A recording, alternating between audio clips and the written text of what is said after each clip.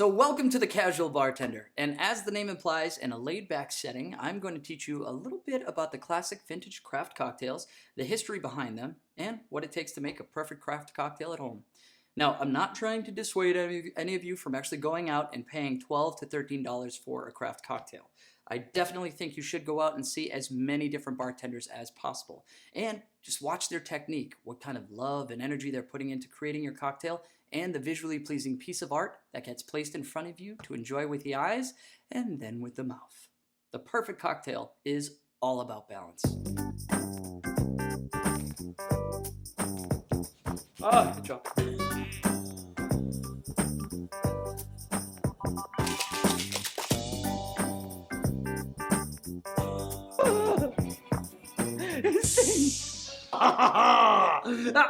Oh, sorry. Oh, God. There we are.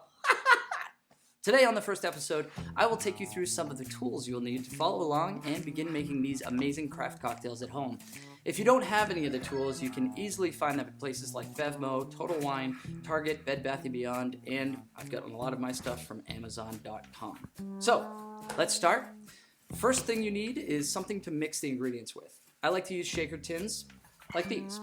One is 28 ounces and one is 18 ounces, and they fit very snugly together and are nicely balanced. Now, there is another type of shaker. It's called the Boston shaker.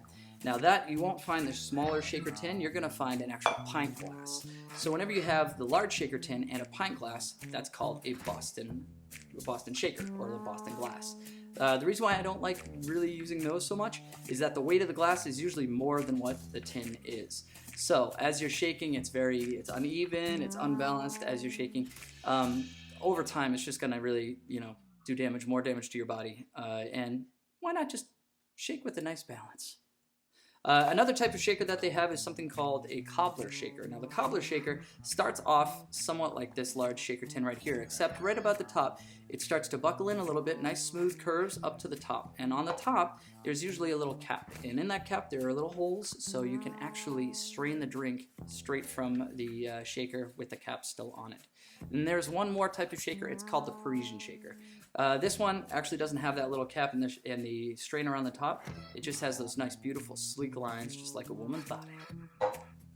So, next, you're going to need to measure out the ingredients for the drinks. So how do we do that? Well, measuring the cocktails is very important because when you're measuring cocktails, you're getting exact, specific amounts, specific specs. See what we're doing here? So when I'm giving you guys a recipe, we're going to call those specs. So in order to measure out the ingredients and the specs, we need jiggers. So jiggers come in different sizes. This one I have right here goes all the way from 1/3 of an ounce or 1/4 of an ounce all the way up to 1.5 ounces. This one here goes, all the way from 1/2 ounce up to 2.5 ounces. You'll find different styles, different types of jiggers. I enjoy these too. They work really well, exactly for what I need them. Next, we're going to talk about strainers. So the first strainer that we're going to use, and you'll see this a lot, it's called the Hawthorne strainer. A lot of the times when you see the Hawthorne strainer, sometimes it has a longer handle on the end. I don't really care for the handle. It sometimes just gets in the way and is a little bit heavier sometimes if it just be unbalanced as you put it right on top of the shaker tin. Now another thing to look at with the Hawthorne shaker is, as you can see, it's a nice circular disc. It's got all these slots cut out, and that is to strain the drink. It'll strain all the liquid through.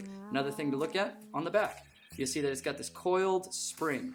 Now this spring is going to help keep out any kind of shards of ice or larger shards of ice or even any kind of mint. If you've got mint, if you muddled the drink, it's going to stop any kind of impurities from going into the final cocktail.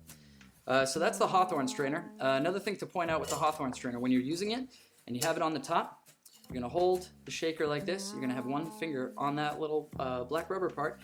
It's called closing the gate. So what you want to do if you want to try to get close in there, you're going to close the gate by moving it down. That's all it is. Just move the top straight down. And by doing that, that's going to keep all of the impurities like the mint or anything else from coming out of the bottom. So that is the Hawthorne strainer. Next kind of strainer we have is called a conical strainer. So whenever you're putting something up into a coupe, So that means without ice. You're gonna have it already perfectly chilled to the dilution you want, and it's gonna go up in a coupe. You're gonna double strain it. So when you double strain, you're gonna use that Hawthorne strainer, that's one, but you're gonna double strain it with the conical strainer. This conical strainer is just a fine mesh strainer. This is what really, it catches all of your little ice shards, so there's not little bits of ice floating around in your final cocktail. So again, close the gate, hold this up above, say this is the coupe glass. You want to hold it above the coupe glass so that it gets a little bit of space in between the tip and the actual glass. It adds for a nice little visual while people watch you pour it as well. So once again, strain right into the conical strainer like that. Tap the sides, get a little of that foam and the ice through. It's gonna be great. So the third type of strainer that we use is called a julep strainer. The julep strainer is, well, it's two pieces of metal and it looks like it's kind of soldered on, but it's a round disc and it's got all those little perforations, those little holes right there.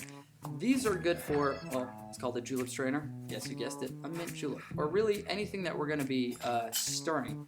So, let me take this stuff out real quick. So I have a Yari. This is a diamond cut mixing glass.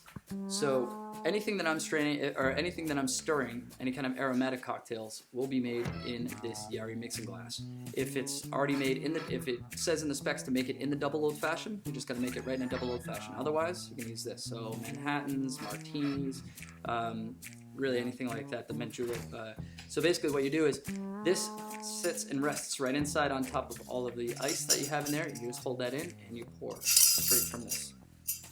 So that is your julep strainer and your Yari glass. What a great day. I hope you guys had a great time. Leave some comments below and don't forget to subscribe to my channel to stay up to date on the latest right here on the Kazual Bartender. Blueberry bagel!